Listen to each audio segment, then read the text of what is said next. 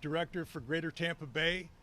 I have the distinct privilege of introducing the former governor of South Dakota and the DHS Secretary Noem. Yes, thank you, thank you. Thank you, Kirk. I appreciate it. And Kirk is in a leadership position here as FSD at the Tampa Airport, and we so appreciate all that he does every day to get up and to keep people safe here. Today we have an exciting announcement. As you know, the TSA is tasked with keeping people safe while they travel on our airlines and they go through our airport security systems and do a phenomenal job year-round, day after day. TSA is under the umbrella of the Department of Homeland Security, and over a month ago we had a Democrat shutdown in Washington, D.C. that resulted in all of these individuals behind me and many, many more across the country not receiving their paychecks. The Democrat shutdown was devastating to them financially, to their families, to taking care of those that they love and putting food on the table and roof over their head each and every day. It negatively impacted the lives of millions of Americans, including the hardworking employees at the Transportation Security Administration. So today, we get the opportunity to do something different. Now that the government is open and operating, these individuals behind us, they continue to serve regardless of their situation and to keep people safe even when they weren't getting paid and the government was shut down. Despite those shameful partisan games, our TSA employees showed up every single day and went above and beyond to serve the American people. Now, we've made some exciting announcements at TSA recently. You've seen me in the last few weeks announce a $1 billion investment into new technology that will be deployed across the country at our security checkpoints to increase not just security systems for individuals that use our airlines, but also will make their jobs easier and more efficient. And they'll be able to focus on their customers, those that travel, but also know that the technology that they're using is streamlining the process to help them get people through those checkpoints even faster. We also have announced that we are implementing Real ID, and they've been doing phenomenal work making sure that people who travel have the right information, that they have the correct ID, and so far we have 94% compliance with Real ID across our airport systems. Real ID was passed in law over 20 years ago, and no administration had implemented and put it in place, and it's incredibly important that we know that people are traveling on our airlines should be there, that they pass security checkpoints, that we know who they are, and that they're using an ID that is verifiable and that it is compliant with the law. So that implementation has been put in place. We're grateful to see people across the country and around the world using Real IDs, but we're also making sure that it's facilitated and that people understand that we will be following the law. And now these individuals behind me, I want to talk a little bit about them because they're all being recognized for exemplary service during difficult times, but also on every single day when they show up for their jobs. I'm so proud of them, and I'm proud of everyone in leadership who inspired them to continue to do their jobs and to do them well. Because of that hard work, I'm here to present each of them that are behind me, and many, many more will also receive the $10,000 bonus checks for doing their jobs and doing it as an example to their fellow employees and colleagues. Some of them will use the dollars to pay off mortgages. Some of them will use it to pay off debts. Many of them maybe will buy an extra Christmas present for a loved one in their life. But they probably will use them for their priorities to make sure they're taking care of their families and their friends. Their stories inspire me every day. That's why we have these press conferences, is so that the American people can truly understand the people that serve at TSA. And I want to talk a little bit about a couple of them before I turn it over to your questions. First, TSO Officer Felice. Is that correct? Yes, ma'am. Yes. During the Democrat shutdown, police provided care for her disabled husband, continue to take care of her household bills and priorities. And I wanted to open it up to her to maybe share a few thoughts with you all about why she serves at TSA, why she does her job, and maybe what this $10,000 bonus payment will mean to her after this government shutdown. Would you mind coming up and sharing just a little? Yes,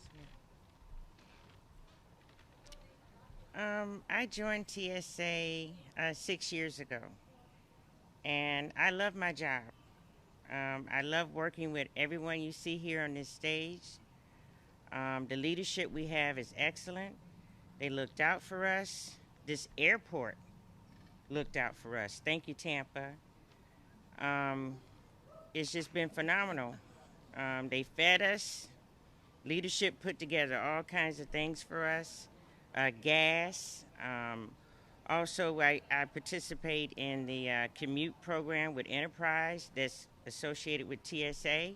So it's just been phenomenal. And thank you so much for coming here and recognizing all of us. We really appreciate it. Thank you. Thank you so much. Here, let me give that to you. Thank you. Yes, thank you for all that you do. Absolutely. Thank you. Wonderful.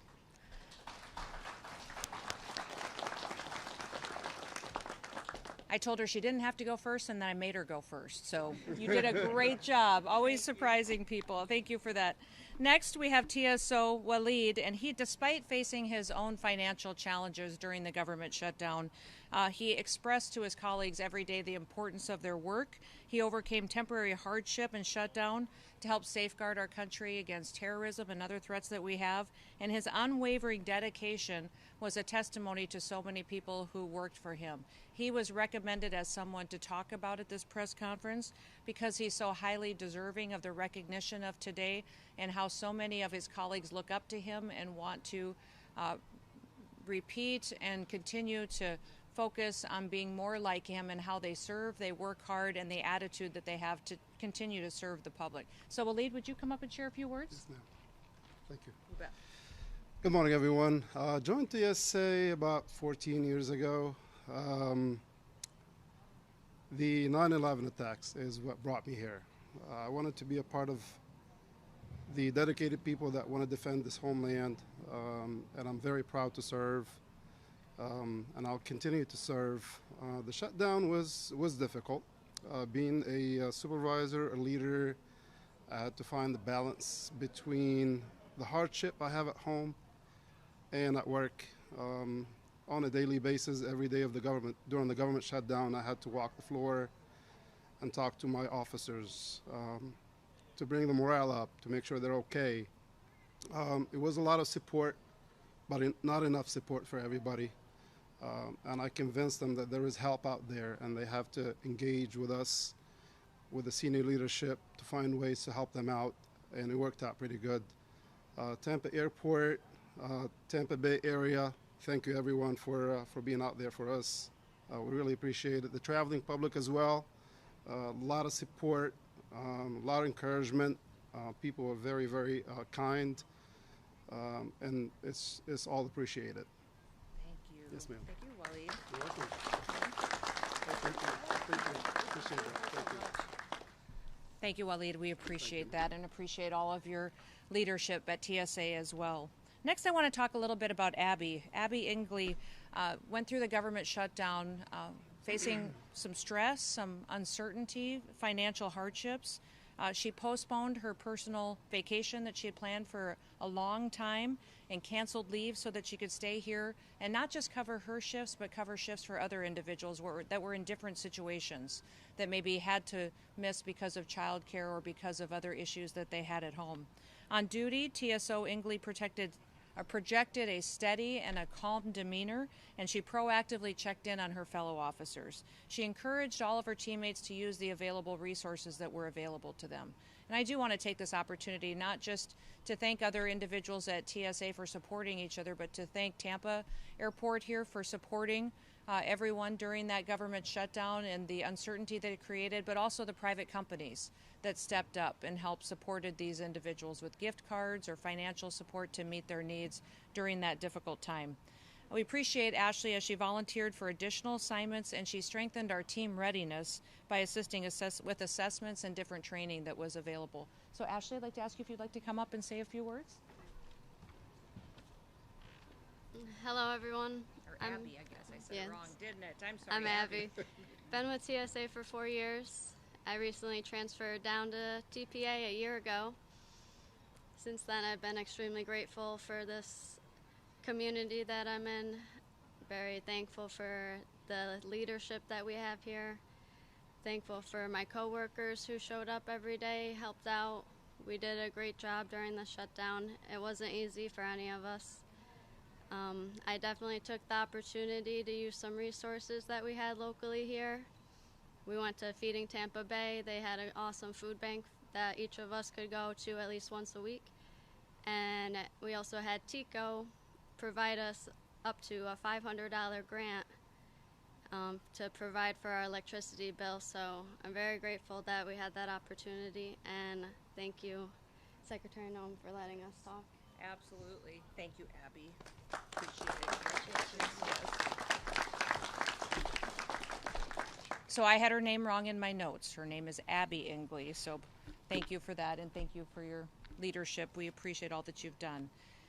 And Keishlina Madrid Delini Medina closed on her new home on August 30th. She got engaged on September 27th, just about a month later, just days before the shutdown impacted her dramatically financially and her family. She was all set to start on a new chapter in her life, but had to postpone purchasing furniture for her new home and celebrating her engagement. Despite all of that, she continued to show up for work.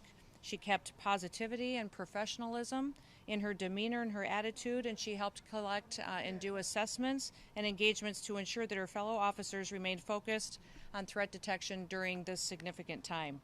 And so I would like to recognize her as well to come up and to say a few words. Thank you. Hello, my name is Keishlina Madrid. I'd like to thank Kristi Noem for this opportunity. I've been with TSA for 3 years now, and I would like to thank all our managers, all our staff for providing us a lot of help. There were a lot of resources. Definitely everyone kept asking questions every single day, asking if I was okay. There was a lot of resources, like Abby said. Feeding Tampa Bay was very helpful. There was a lot of raffles going around with gift cards for gas. Gas trucks was also available for us. So thank you guys for all the support. Thank you, Kristi Noem. Thank you so much. Congratulations. Thank you. Thank you, Keishlina. Thank you for telling your story and for putting an example forward that everybody could follow and appreciate and want to be like. I'm incredibly grateful for all of the individuals that are behind me, for their service, for the thousands of others that are being recognized for their exemplary work, and for all the other individuals that continue during difficult times to show up for work, to do their security operations, and to keep Americans safe. So with that, I'm going to hand out the checks to the individuals behind me, and then we will take some of your questions. So Robert, where's Robert? I'll come to you.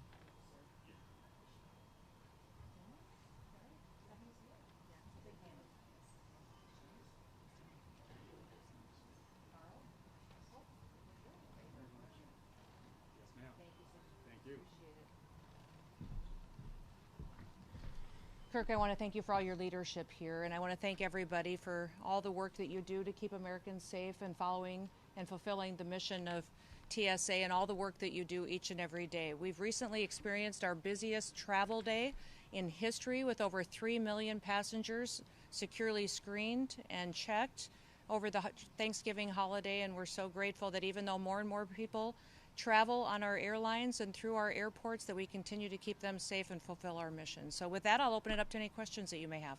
Secretary, what is your reaction to the lawsuit that was just filed against against ICE and the federal government for urging the App Store to remove the alleged ICE tracking apps?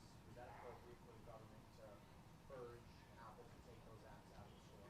Absolutely. I think the violence against our ICE officers and our law enforcement is completely unacceptable, and anything that would dox them and release their whereabouts when they're out doing law enforcement operations against violent criminals is wrong and needs to be stopped. Those apps endanger their lives, and remember that most of these law enforcement officers live in those communities. They're out there on the streets in neighborhoods where they live, where their children go to school. They care about their communities and they want to get dangerous criminals off of their streets. So we're doing targeted arrests across the country to make sure that those who would violate Americans and citizens that live in these communities will be removed, they'll be brought to justice, and then they'll be deported. Are all TSA officers here at TPA receiving one of these checks today, or is it just some? TSA officers that are being recognized with $10,000 bonus checks are being recognized for exemplary service. So they're nominated from their leadership teams that goes up through the supervisors at TSA and then recommended for those bonus checks. So it's not just based on one factor or another. It's for individuals who continued to show up, fulfilled their shifts, but also did other things to help through the shutdown that helped the entire team to be successful. Not every single officer that works at this airport is receiving one, only those that have been nominated for exemplary service by supervisors and leadership. How many are those? How many will be? Well, there's 16 up here on stage today. There's many more, and there's some that will continue to be recognized. So as we continue to go through the next month or two, we'll continue to recognize more and more individuals for all that they did. The nominations for these bonus checks hasn't stopped. So there may be more that get recommended, and we'll continue to do what we can to thank them for their service, but let them know that the work that they do matters. So as for today, it's everyone on stage. Well, actually what they've got in their envelopes is a piece of paper that says the direct deposit will be in your account. Does that sound good? All right, that's how our accounting system works. And so they've got a piece of paper that says that direct deposit will be coming into their account on their next pay period. And there may be other officers that will receive that good news too.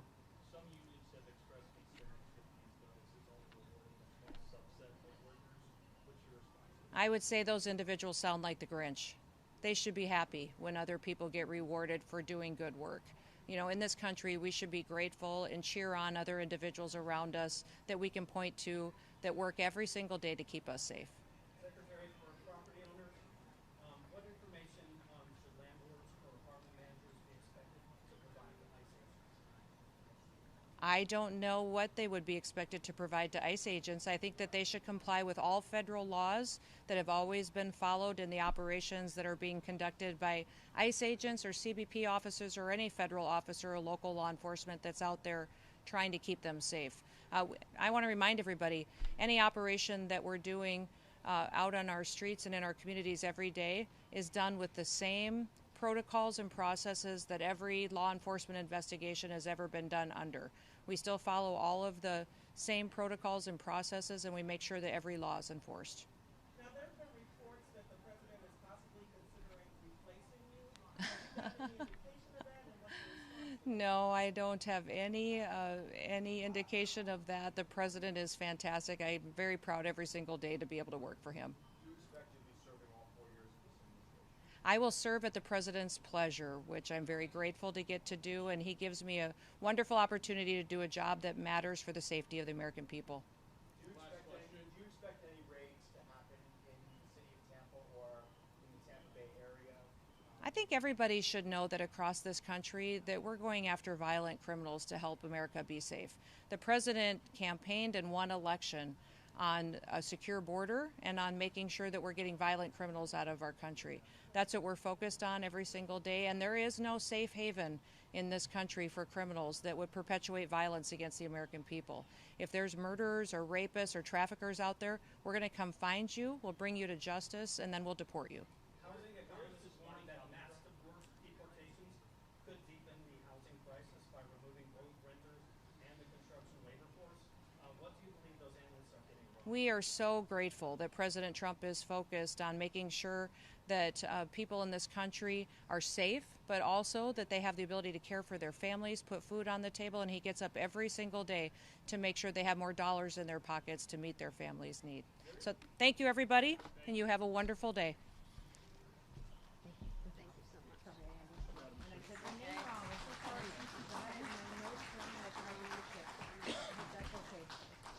Thank you very much. Thank you so much.